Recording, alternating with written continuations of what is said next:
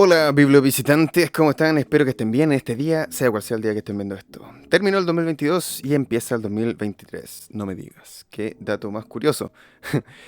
Bueno, antes de empezar este video de mis mejores lecturas del 2022, como pueden ver en el título, me gustaría agradecerles su apoyo y su tiempo, por supuesto, y también en esta ocasión quisiera pedirles algo chiquitín, que me comenten en la cajita de comentarios sus mejores lecturas del 2022 para yo saber un poquito más de sus gustos también, es importante.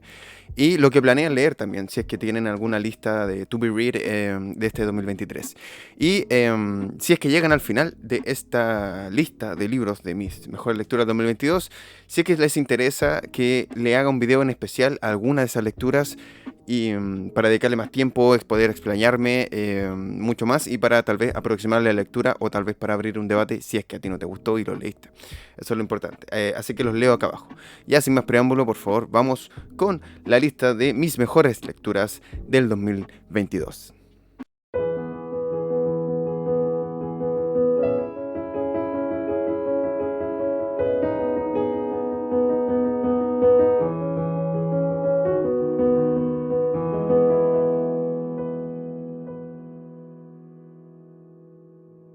El primer librito es una Bildungsroman, creo que le llaman, o una novela de aprendizaje. Es La montaña... Es La montaña mágica de Thomas Mann. Este lo leímos en un club de lectura que organicé a principios de año cuando tenía tiempo para hacerlo. Y fue una experiencia formidable para muchos lectores. Leerlo se siente tal y como subir y bajar una montaña, lo dijimos muchas veces en las juntas. Y bueno, lo que hace este libro es mostrar un poco el contexto sociopolítico de la época a través de personajes arquetípicos, lo cual puede resultar sencillo si lo ves desde esa forma, como caricaturas por así decirlo, pero es bastante interesante porque como el autor los hace debatir, como el autor los hace, digamos, hablar entre ellos, se vuelve una suerte de novela filosófica. Puede ser un desafío para algunos lectores, pero tal como mencioné es un viaje y sin duda uno que vale mucho la pena. Mis consejos es saber un poquito acerca de Thomas Mann y del momento en que escribió esta novela y simplemente dedicarle el tiempo que sea suficiente, incluso si la lees a intervalos. Tiene una trama bastante sencilla. Nuestro protagonista va a visitar a su primo a un lugar de descanso, que en verdad es un hospital psiquiátrico, en las montañas, lo cual se supone que iban a ser simplemente 2 semanas, termina convirtiéndose en años. La pregunta es ¿por qué? ¿Qué lo hizo quedarse? ¿Qué conoció ahí? ¿Quiénes son los que viven ahí? Y se vuelven esta suerte de mundo aparte en torno a la vida en la cúspide y la vida en la ciudad. Es un personaje que tiene mucho de Thomas Mann, de su persona, y en cierta forma se vuelve una suerte de héroe, por así decirlo, que sale de su zona de confort, de sus ideales primigenios, a este mundo nuevo, a conocer otras visiones y, bueno, por eso mismo es una novela de aprendizaje. El final es bien interesante, lo hablamos durante las juntas, que el final es como bien inesperado, por así decirlo, y la forma que está narrado el libro, como de esta manera realista, en la que la voz es también cómplice de nosotros y juzga también las acciones del personaje, es bastante entretenida y lo hace bien dinámico, muy al estilo de los rusos y muy al estilo de Stendhal, por ejemplo, en Rojo y Negro. Así que esta novela, La montaña mágica de Thomas Mann, sin duda la recomiendo. El segundo libro es La comedia de Dante Alighieri. Nada que decir que no se haya dicho ya en toda la historia de la literatura, la ópera cumbre de la literatura clásica italiana, con esta época que terminó obviamente la cosmovisión de la cultura occidental en torno a cómo entender el más allá y obviamente a la imagen que tenemos del infierno, el paraíso y del purgatorio. Así que bueno, particularmente les hablaré entonces, como no podría hablar de la Divina Comedia desde un punto de vista académico, de esta edición particular. Es un regalo que me dio mi gran amiga Kat desde mi deseo ferviente, desde que me enteré que salió esta edición en mi país. Esta es una traducción más contemporánea, no es versada, pero no es rimada.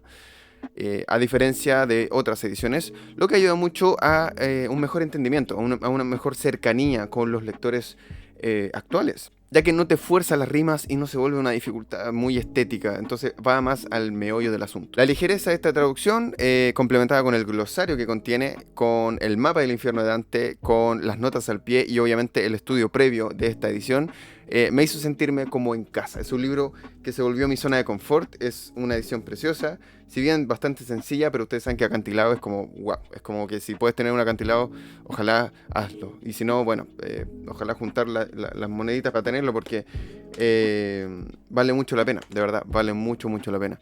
He leído la comedia como 3 veces. La primera vez fue para estudiarla, con fines académicos. La segunda fue esa versión rimada de Alianza que tenía yo, y la cual me costó mucho. Y así que sin duda esta edición se volvió la versión definitiva para mí. Veremos si quizás más adelante traigo o me consigo la edición de Amada para hacer quizás una review a la edición y veamos si le hace el peso. Pero por ahora esta es mi edición de la comedia, es como mi edición definitiva de la comedia. Así que, de verdad, lean la comedia de Dante. Si quieren que me explaye, ustedes me dicen nomás, ya lo dejé. Siguiente libro, Cuentos de Marguerite Yourcenar. Luego de haber leído Memorias de Adriano y Alexis el Tratado del Inútil Combate, los cuentos de Marguerite Yourcenar fueron una parada obligada para mí, obviamente. Sus cuentos son de una prosa poética, además de que esta edición contiene algunos aforismos de la autora. O sea, es un libro que contiene muchos escritos, anotaciones, etcétera, pero todo dentro de su temática. Destaca obviamente Cuentos Orientales, que es esta compilación de historias épicas y rescatadas de la tradición tanto cultural como espiritual de la Asia ancestral, que es como lo que más destaca, básicamente. Y la ayuda que puede servirte es entender que le obsesionan y dedicó mucho tiempo de su vida al estudio de la mitología clásica griega y romana, por lo que siempre será un tema recurrente, la reversión de dichas historias en sus relatos. Muy al estilo Borges, de hecho ella era admiradora de Borges también. Mi consejo sería ver sus entrevistas y sin duda tener una base general de los mitologemas griegos, como para no estar perdido de quién es esta persona y quién es estos nombres. Entonces, lo mejor sería leerla tal vez con algún tipo de apoyo con respecto a los mitos griegos. El resto ya es dejarte atrapar, ya que no vas a estar, así como yo, sin subrayar por más de 2 párrafos una frase de esta excelentísima autora. El siguiente libro es Limpia, de Alia Trabuco Serán. Esta es una novela chilena, escrita por la ganadora del Premio Intercultural de la Academia Británica. Fue una historia incómoda en el mejor de los sentidos. Está escrita a segunda persona. Nos cuenta la historia de una asesora del hogar, como le decimos acá en Chile, digamos formalmente, de una casa de la alta sociedad. Y mezclado con las reflexiones que tiene la protagonista, bastante interesantes con respecto al contraste entre su vida provinciana a llegar a este mundo más acelerado y urbano, de la vida, digamos, de su infancia y su vida personal. Es una narrativa a modo de confesionario, ya que se nos da un paneo general de todos los eventos consecutivos que terminarían en la muerte de la joven hija de los patrones. Una novela potente, de frases asertivas, una protagonista suspicaz y sin filtros, que se me hizo un ejercicio literario bastante disfrutable, como para leerlo una tarde de verano. Si bien es bien fuerte, pero vale mucho la pena, y me encantó su prosa, me encantó esta complicidad que tiene con el lector la protagonista. Así que Limpia, de Alia Trabuco Serán, búsquela, porque está excelente. Siguiente novela, se llama Stoner, de John Williams. Es una historia sencilla, sin altos ni bajos en lo que respecta a la trama, pero que se quedará por siempre en mi memoria. Y ahora te voy a explicar por qué. William Stoner, es hijo de granjeros. Este protagonista va a cursar a la universidad una carrera de agronomía. Bueno, eso se esperaba, para ayudar a sus padres en el trabajo de la casa. Sin embargo, no esperaba que, por unos ramos selectivos que tuvo y gracias a un profesor muy particular, terminaría enamorado de la literatura y la filosofía. Lo más curioso de esta novela, dentro de su simpleza, es que nos aclara desde un inicio, y eso es lo más curioso, desde un inicio, que cómo fue Stoner para su entorno. Un profesor universitario como cualquier otro, sin nada destacable, más allá de sus clases. Así llegué a esta novela, por una curiosidad de su comienzo, pensando, entonces, ¿de qué me puede contar? Si es como la vida de X persona. Y al leerla me sentía como cuando vi, por ejemplo, La Sociedad de los Poetas Muertos, que es una película que habla precisamente de eso, de cómo una persona común, que en sí no tiene algo destacable, como de ser famoso, de la gloria, etcétera, del éxito, puede cambiar algunas vidas con su trabajo, desde la sencillez de su decisión de querer dedicarse al estudio y a la enseñanza de la literatura. Porque para el mundo puede ser un poco interesante el sueño de un individuo, pero para aquel puede ser el sentido de toda su existencia. Y eso es lo que pude rescatar de Stoner.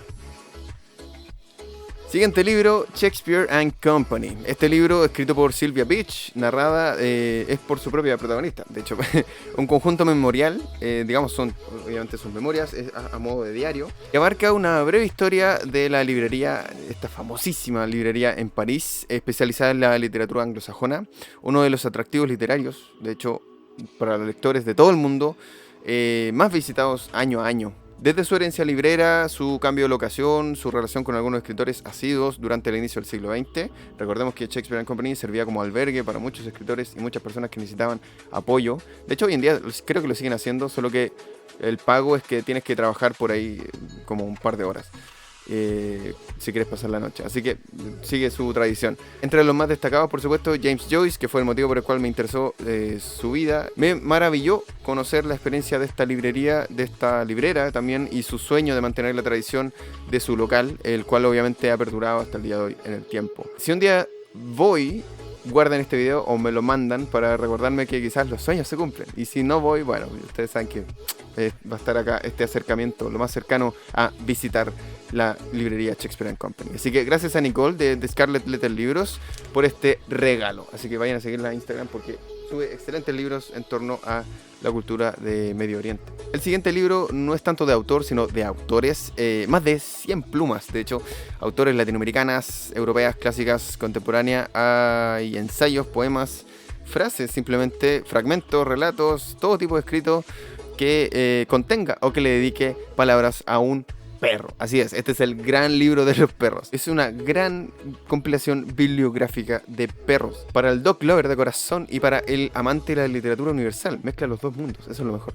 Lo mejor es que no debes leerlo de corrido, ya que hay escritos que literalmente son frases. Por lo que sirve como una lectura a goteo, sirve para tenerlo como un libro de velador, como cuando te sientas ganas de homenajear a tu canino o saber qué se ha escrito acerca de este cuadrúpedo que acompaña nuestros días. Y también obviamente hay una versión para gatos, pero yo me quedo con la del gran libro de los perros, este libro dedicado a la literatura universal, donde aparece nuestro querido Canis Lupus Familiaris. Vamos a ver el siguiente librito. El siguiente libro es Alejandra Pizarnik, biografía de un mito. A través de diferentes testimonios sacados de cercanos, sus diarios, sus escritos, el perfil de Alejandra Pizarnik nunca se había visto más completo. Sus conflictos internos jamás serán develados, por supuesto, como pasa con muchos autores que padecieron y que vivieron y que murieron de forma trágica, pero esto es lo más cercano que estaremos a conocerla. Como muchos saben, Pizarnik es una de mis escritoras favoritas.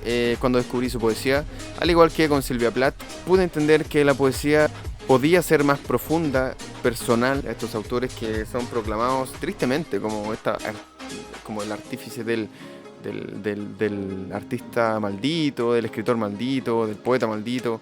No soy muy fan de esa forma de verlos porque sus vidas fueron bastante trágicas y obviamente se romantiza la idea, y gracias a los románticos, precisamente a la época romántica, se globalizó toda esta visión de que el artista debía ser un ente que sufría, que el arte real viene del sufrimiento. Y bueno, claramente estos son ejemplos de que sí es así, pero que no debiese ser así. O sea, la salud mental antiguamente no se veía como el día de hoy, que hay tanto descubrimiento y tanto avance.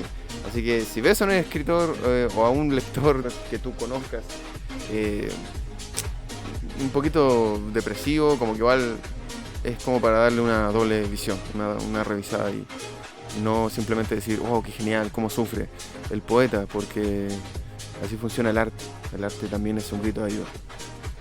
Hablando de precisamente el siguiente libro es El Dios Salvaje. Es un ensayo sobre el suicidio, escrito por Al Álvarez, un amigo cercano de Sylvia Plath, de hecho. Álvarez, tal como en muchos de sus otros trabajos, deja correr la fluidez de sus reflexiones y referencias, en esta ocasión en torno a el elemento humano, quizás uno de los más polémicos e inmanente. O sea, es un elemento que ha estado durante toda la historia de la humanidad, pero que sigue dando de qué hablar. Sabemos que es una decisión, un acontecimiento, un fin y un comienzo en muchos aspectos. Con referencias a la cultura popular, anécdotas históricas y geográficas, este autor hace un paneo general y llevadero en torno a este fin voluntario de la vida, donde además de enseñarnos, nos puede quizás llevar a considerar la vida y a quienes nos rodean de una manera diferente. Este libro lo disfruté mucho, fue una de mis primeras lecturas del año pasado y se hace bastante ligero y es bastante instructivo. Y lo bueno es que tiene una bibliografía enorme que puedes consultar y que te va a llevar a leer otras cosillas en torno a este tema tan polémico. El siguiente libro es El misterio de la creación artística de Stefan Zweig. Es un compilatorio de la estancia de este autor en Argentina, una conferencia que llenó sillas y atención para conocer acerca de qué hablaría este inigualable pensador del siglo XX. Zweig pasa por perfiles biográficos de algunos autores, como Proust, por ejemplo, compartiendo también un discurso luctuoso sobre Rilke, que fue excelente, casi lloro, entre muchos otros temas, con el fin de responder y elaborar una manera de explicar y dibujar aquella manera en que los artistas piensan y construyen las obras que amamos, que era precisamente lo que mencionaba anteriormente.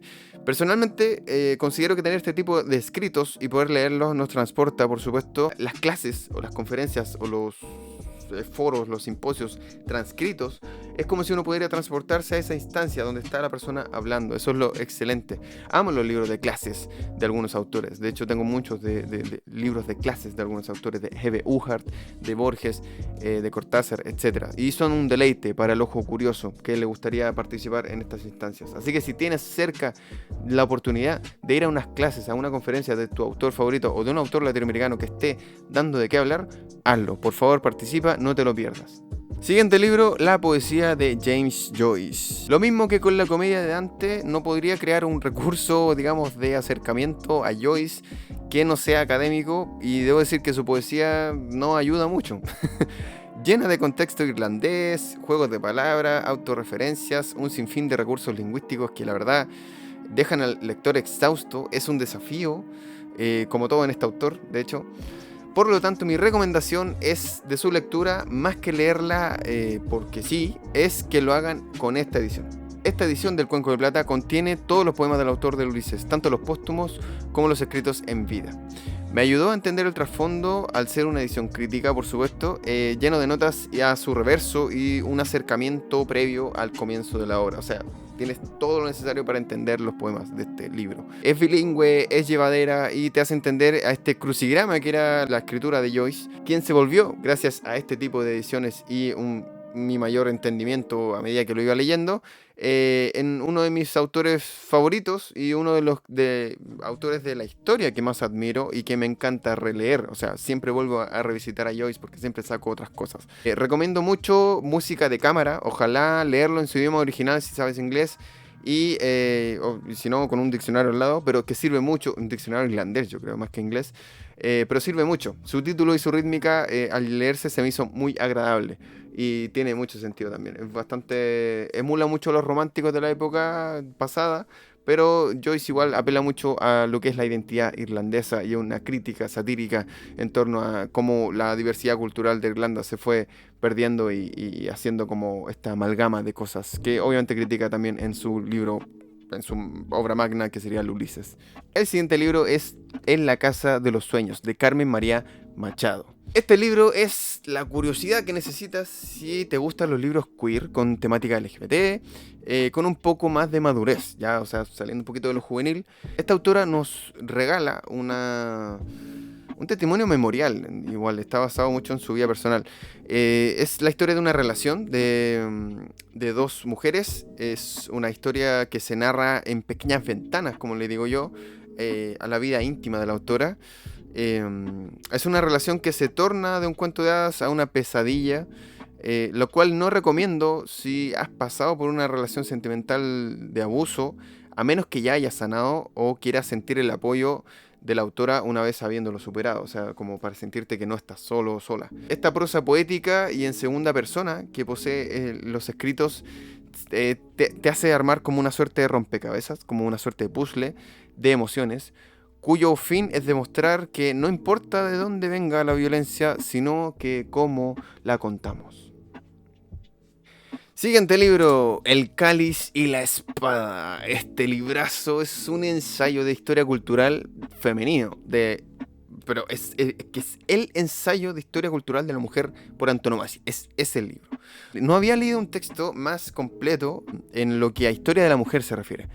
Su tesis es de postular precisamente una lectura más fresca, más contemporánea, sin la necesidad de identificar a los gobiernos masculinos como necesariamente patriarcales, porque según ella pierde sentido de lo que era esa palabra, como una lectura antropológica de las culturas, porque conlleva una tela de juicio anacrónica desde nuestro mundo contemporáneo para con las culturas antiguas, o sea, no podemos juzgar el pasado desde el presente. Por lo que decide postular a las sociedades gobernadas por hombres como androcracias, desde su etimología, y las sociedades justas y equilibradas como gobiernos gilánicos, de Gilania. Estos términos los va plasmando, los va usando como su tesis central a medida que analiza las ideas y revisa algunos de los pensadores y descubrimientos más importantes de las culturas antiguas, clásicas y algo de las modernas. Es una postulación de una nueva historia, un quiebre de esta historia universal donde solo los ganadores la podían escribir.